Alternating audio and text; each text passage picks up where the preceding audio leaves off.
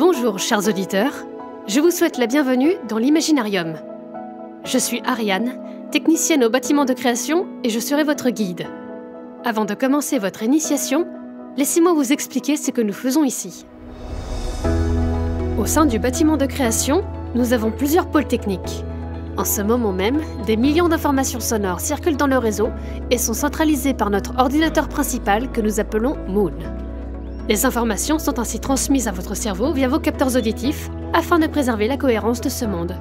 Gérard, notre gérant, est la seule personne qui possède tous les accès au Moon. Attention, il ne faut pas confondre la partie cohérence et la partie création. En effet, la moitié de ce centre veille au bon équilibre de l'Imaginarium avec tous les outils nécessaires. Quant à la partie création, elle est composée de nombreux architectes qui ont à leur disposition plusieurs moyens techniques. Chaque élément de ce monde est classifié selon un protocole très strict, ce qui permet aux architectes d'effectuer création, modification ou suppression. Mon rôle aujourd'hui est de vous expliquer le fonctionnement du bâtiment de création. Mais à la fin de ce magnéto, vous serez affecté à un ou plusieurs expéditeurs qui seront chargés de votre initiation et de vous accompagner à travers l'Imaginarium. Soyez sans crainte, le système est d'une sûreté absolue. Il possède des protocoles garantissant une fiabilité et une sécurité sans pareil qui vous assureront un vol.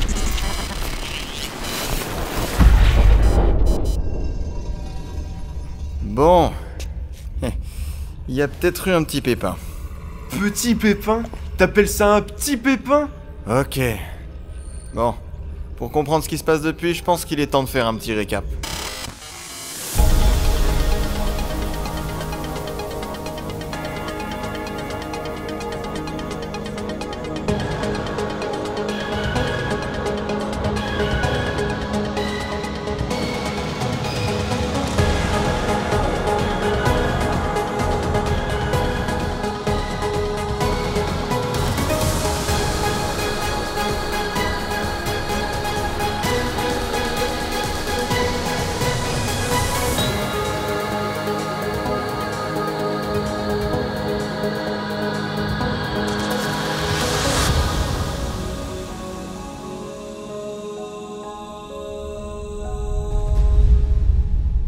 Alors, on a commencé par vous accueillir et... Non mais un petit récap. On t'a pas demandé de tout nous refaire depuis le début.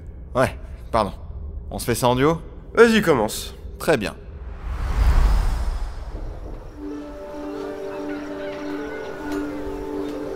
Après votre initiation, nous sommes allés visiter ce lieu incontournable qu'est la vallée Nostalgie. On a commencé par le village médiéval, avant de faire un tour de la vallée le lendemain. En passant par les roches volantes de Flystone et l'orée de la forêt d'Emerald. Et c'est là qu'on a rencontré Nevi, une petite fée qui nous accompagne dans notre voyage. Tout son clan avait été capturé par un démon voleur de fées, mais on a pu les récupérer. Et puis en rentrant au village, on a croisé un marchand qui nous a ramenés en carriole. Mais on s'est fait attaquer par des pillards, mais on les a... Explosés. Alors là, on peut pas faire plus belle défaite. Ouais, voilà. Mais bon, c'est là que les choses se sont un petit peu corsées. Tout au long du voyage, nous avons croisé des petites anomalies sonores. Rien de bien méchant, ce genre de choses peuvent arriver. On a emprunté le sous-marin de Bastien pour se rendre à la capitale technologique de ce monde, Rapture, une immense ville sous-marine.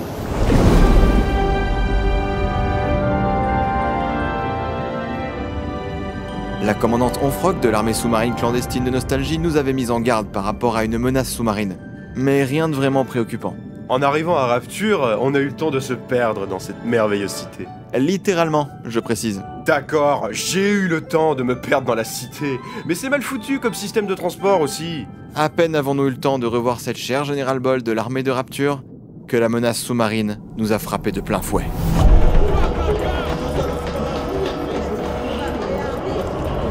Des centaines de machines sous-marines ont attaqué, mais des civils se sont joints à nous pour défendre la cité, et nous sommes entrés dans la bataille.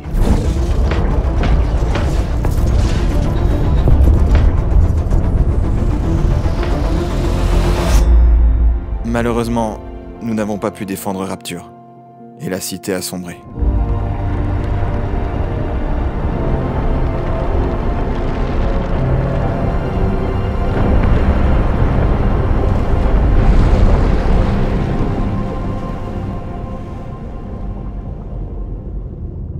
Après la bataille, nous avons coulé, Bastien, la Générale Ball, Navy et moi. Et nous nous sommes perdus dans les abysses.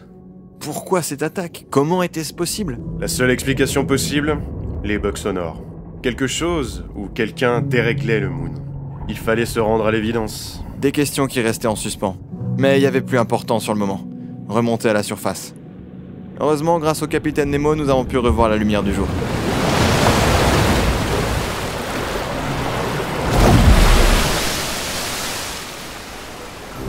Et notre séjour au village portuaire des Vigonautes nous a laissé le temps de réfléchir.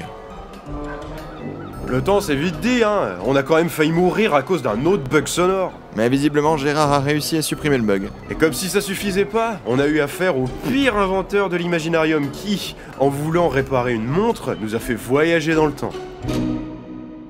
Non mais c'est vrai, hein. Bon, ça paraît complètement what the fuck, mais on n'invente rien. Un tout petit voyage sans accroc, à vrai dire.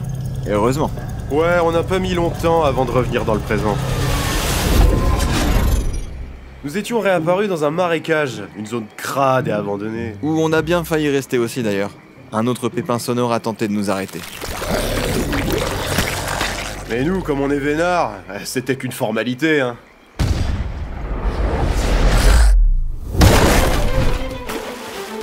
Le capitaine Zach Barjo, un transporteur, nous a conduits à travers le marécage pour nous emmener jusqu'à la région suivante, l'Iron Desert et le village des Neptuniens. Plus besoin de préciser que le bâtiment de création a réglé le problème dans les marécages.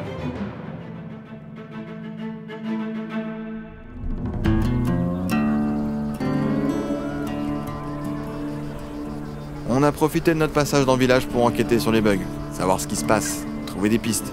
Bon, par contre, un bandit m'a provoqué en duel. Ouais, ça s'est réglé en très peu de temps, à vrai dire. Tu parles, j'ai grave flippé ma race, moi. Dit-il alors qu'il s'est fait sauver les miches par le meilleur tireur de l'Imaginarium. Bref, le bandit était mort et pour de bon. C'était censé être un duel. Quand on y pense, c'était de la triche ce tir. Bon, allez, crache ta Valda, quoi. Tu vas dire qui c'était, le tireur? Clint Eastwood himself. Eh ben, à croire que tout était déjà écrit, hein. Les 3 bandits qui restaient de la bande ont été condamnés à une marche dans le désert. Mais le soir, avant le départ, on a reçu un télégramme. Et devinez de qui il était. Ouais, de notre Gérard. Toutes nos communications étaient bloquées par une étrange anomalie. Alors il nous a demandé de nous rendre à la station Hydrogène pour utiliser un vieux réseau de communication Hermès. Les terminaux sont dans l'espace. Bon, on reparlera pas du bug sonore sur le chemin du désert et on rush vite fait jusqu'à la station spatiale.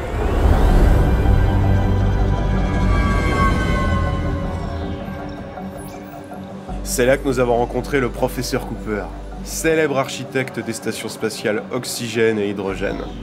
Et celui-ci nous a appris une très bonne nouvelle. Il restait des survivants de Rapture.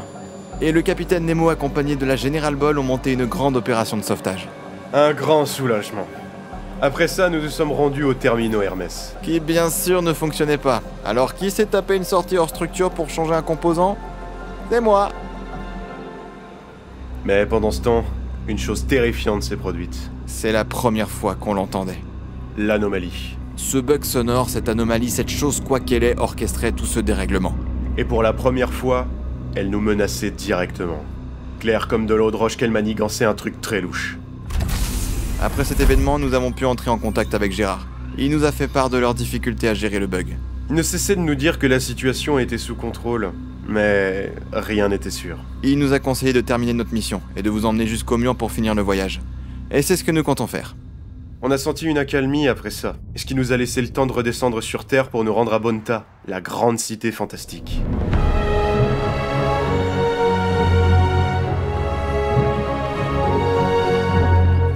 Alors, j'avoue que j'ai du mal à me rappeler comment, mais on a réussi à se faire enrôler dans une équipe de Boofball, les Blues Cats. Ah ouais, et nous devions affronter les Bull Shock le soir même dans un match de légende. C'est donc sous le signe de la violence que nous avons participé au match.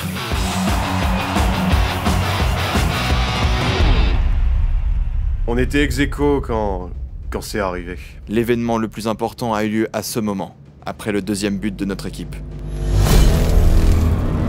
L'anomalie était revenue, et elle a attaqué le stade avec des machines. Elle pensait pouvoir faire changer les mentalités, prouver au monde que nos lois sont une aberration, et que le bâtiment de création empêche quiconque d'imaginer comme il le souhaite. Que ce monde n'est qu'une prison, et que nous pourrions construire au-delà de l'imagination. Les machines semblaient indestructibles. Mais heureusement, nous avons reçu l'aide inestimable du capitaine Stafford de l'armée spatiale d'hydrogène. Ils sont venus apporter leur aide pour mettre fin au désastre et soigner les nombreux blessés.